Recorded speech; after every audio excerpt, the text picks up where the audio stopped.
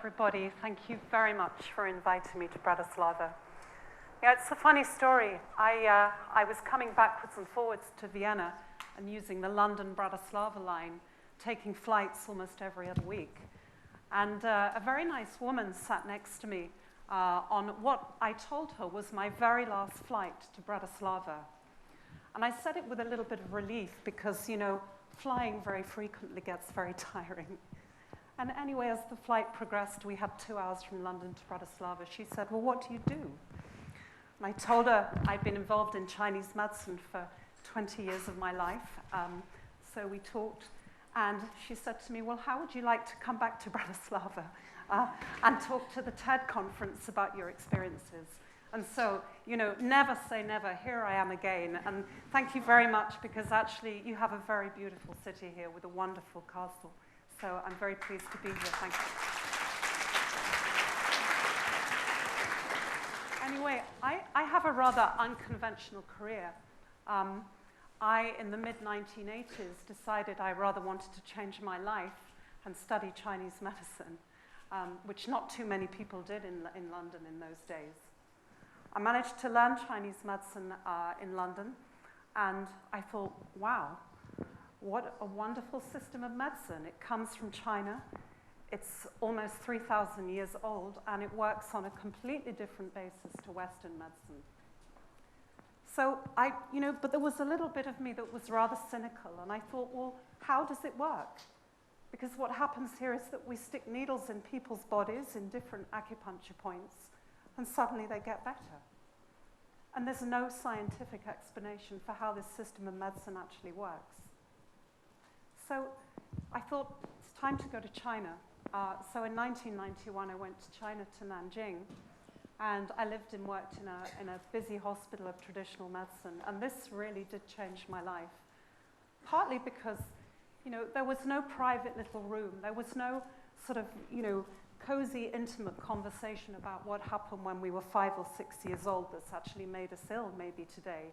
You know, this was a system where, you know, hundreds and hundreds of people were coming into this busy hospital, and they were getting better. And what I saw was things very much like shingles, you know, very painful eruptions on the body that, surrounded by acupuncture needles, went away within 2 or 3 days. Things like facial paralysis, you know, very physical symptom, where one half of the face is frozen, and people got better. And so I had no doubt in my mind that Chinese medicine had something.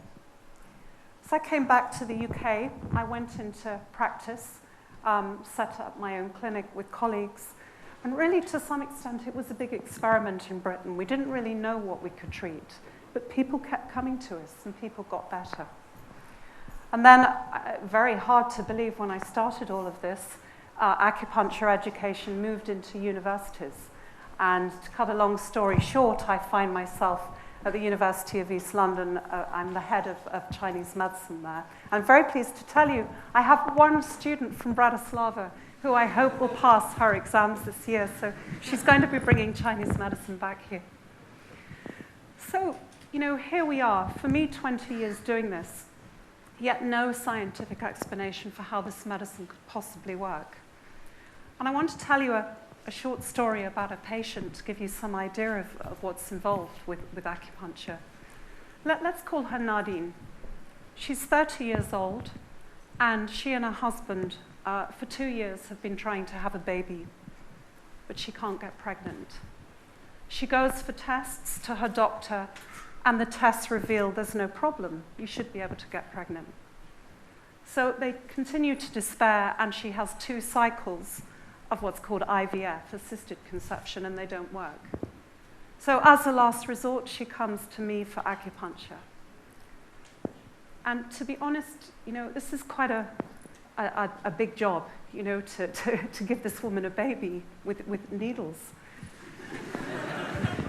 No pun here. So anyway, we make a diagnosis, we listen to her pulse. I do all the things that Chinese doctors do.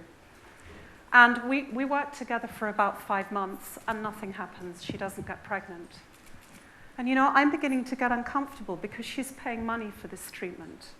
And one day I say to her, look, I'm not so sure that acupuncture is for you. And she looks at me and she said, you're like my mother. You think I'm useless. You think I can't do this. And, you know, she welled up with anger. And I said, you mean your mother doesn't think you can get pregnant? And she said, no. And she said, I'm so angry.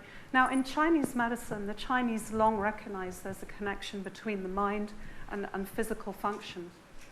So on this particular occasion, I changed the acupuncture treatment. And when I put the needles in, there were little electric shocks. It seemed to be different. And this is bearing in mind we've been working together for 5 months. And guess what? She got pregnant. You know, and there are many stories like this. This is why, you know, the Chinese have kept Chinese medicine going. And just because I don't know how many people here know what really traditional Chinese medicine is, but acupuncture is one treatment, herbal medicine and massage, and also movement.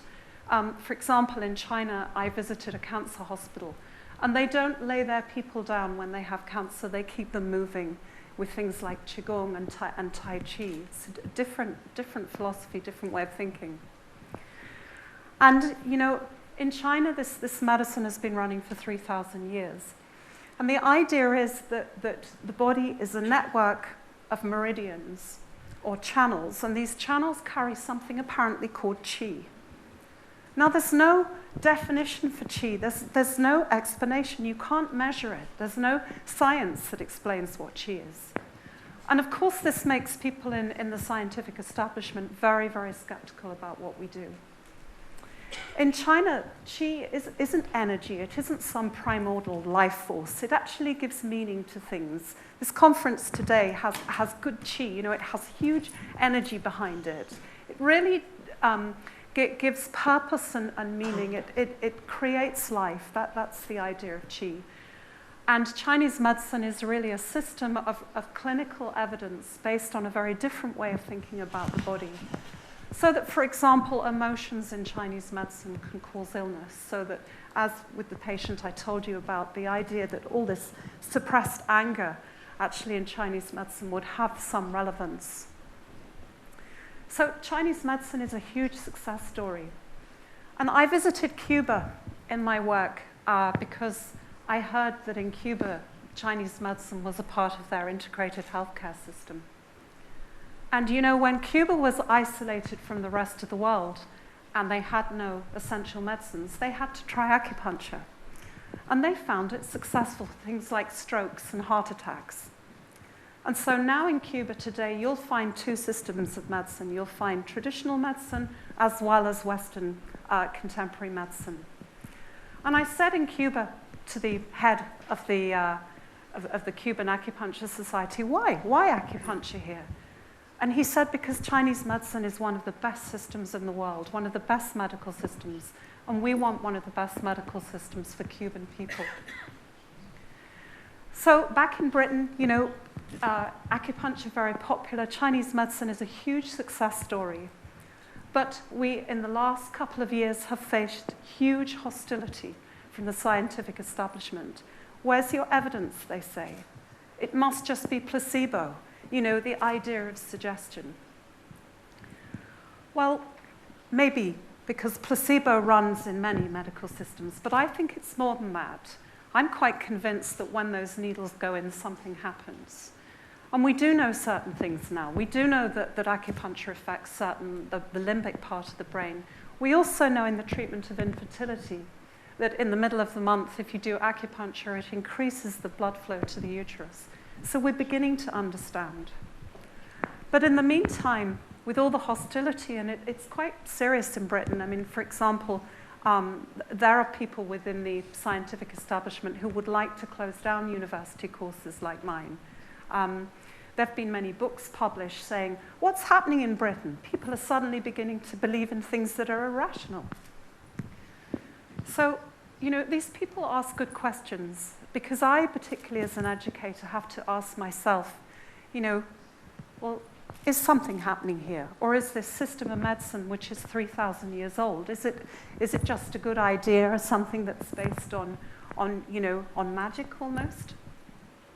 But I think Chinese medicine has two things that Western medicine doesn't have. The first is that Chinese medicine is a real art. Any practitioner needs to listen and look. They listen to the pulse. They listen to a patient's life. That illness isn't just a collection of isolated symptoms. It's the way our lives and our histories and what we want to do impact and can actually cause ill health. It's a really, really creative process, almost an art form. And we know from art, just with the music we heard before, how this can actually create change. It makes us think differently. The second thing for me about Chinese medicine, something that really came across in China. And you know what we've done in the West is we've made a very hierarchical, all-important system of medicine with a language patients often don't understand.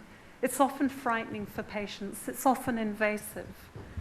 But you know, in China, one doctor said to me, you know, Charmian, here, it's actually the patient that's the god, not the doctor.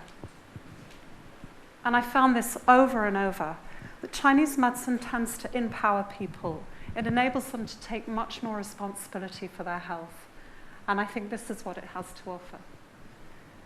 So I'd like, just to finish, I'd like to show you a clip. I revisited China in just before Christmas this year. And I was taken to a hospital in Shenyang, which is in north of China. And there's a doctor there who has developed a technique for treating low back pain. And I'd like to show you, I'd like to leave you with a quick clip. It looks very dramatic.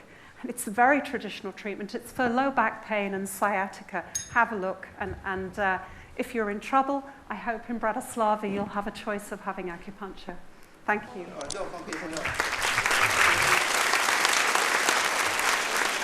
Now put some herb medicine.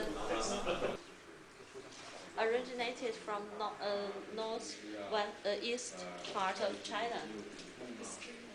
Yeah, this treatment. This method developed from the northeast of China. So what kind of conditions? Just pain, generally back pain? Yeah. 就是主要是针对这个腰背痛的是吧？痛症、风湿啊再看一下。风湿怎么说？就 wind cold. Wind cold. Wind cold or rheumatoid. Excellent. Yeah. You can see the fire along the channel. Yeah, I can see. It's fantastic.